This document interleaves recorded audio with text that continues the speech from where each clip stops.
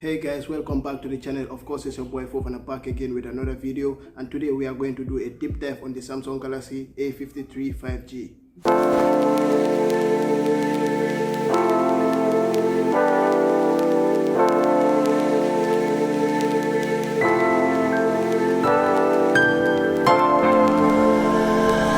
This phone came out back in 2022, but the big question is, here in 2025, is it still worth picking up? Let's dive into it. So the Samsung Galaxy A53 5G sits right in Samsung A series lineup. It's not a flagship like the S series, but also not entry level. It's aimed at people who like solid performance and good cameras and features like 5G without spending a fortune. Basically, it's Samsung's way of saying we'll give you 80% of flagship at half the price. Here's a quick rundown of what you are getting. A 6.5-inch Super AMOLED display with Full HD Plus with 120Hz, protected with Gorilla Glass 5. Under the hood, it runs on Samsung Exynos 1280 chipset, built on a 5nm processor. You can get it with 6 or 8 gigs of RAM and 128 or 256 gigs of storage, plus a micro SD card slot up to 1 TB. On the back, there's a quad camera setup, 64 megapixel main with OIS, 12 megapixel ultra wide, 5 megapixel macro and 5 megapixel depth sensor. On the front, you've got a 32 megapixel selfie camera. Battery is 5000 mAh with 25 watts of charging. And yes, you've got 5G, IP67 water and dust resistance, stereo speakers, which I love about this phone personally, but no headphone jack.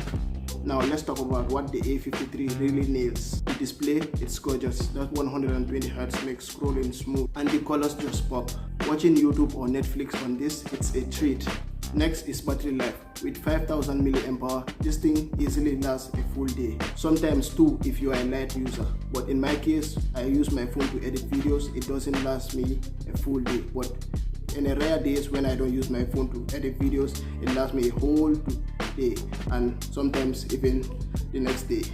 When it comes to cameras, the 64 megapixel with OIS gives you sharp and stable shot on daylight, and ultra wide is solid too. Now, build quality, we are getting IP67 water and dust resistance, which is rare at this price point. Peace of mind if you drop it in water, but between me and you, we both know you are not going to test that.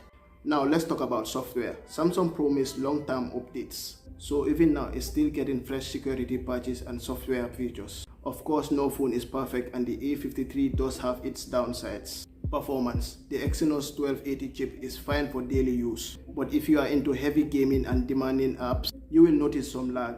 Now, charging speed. 25 watts isn't bad, but compared to phones in 2025, it's kinda slow. Some rivals even do 65 watts or even 100 watts. Now let's talk about the secondary cameras. The macro and depth sensor feels more like filters than actual useful camera. And when it comes to the missing features with this phone, there's no wireless charging and there's no headphone jack. Those might matter on how you use your phone, but when it comes to my case, I have no problem with that because I use my AirPods to listen to music. In real life thought, here is how it feels. Social media browsing, YouTube, all super smooth. Brightness outdoors, it's okay, not the brightest but usable. Gaming, casual stuff like Frag for example, it's fine. But for heavy titles, you will probably drop settings for smoother gameplay.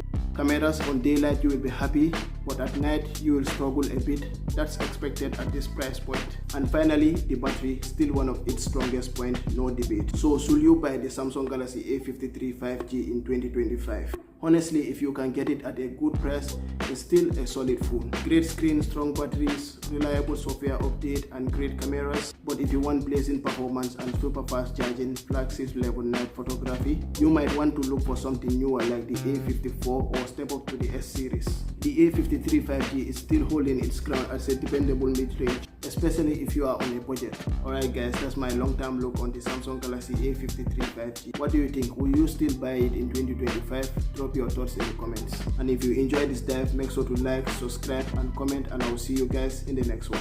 Peace.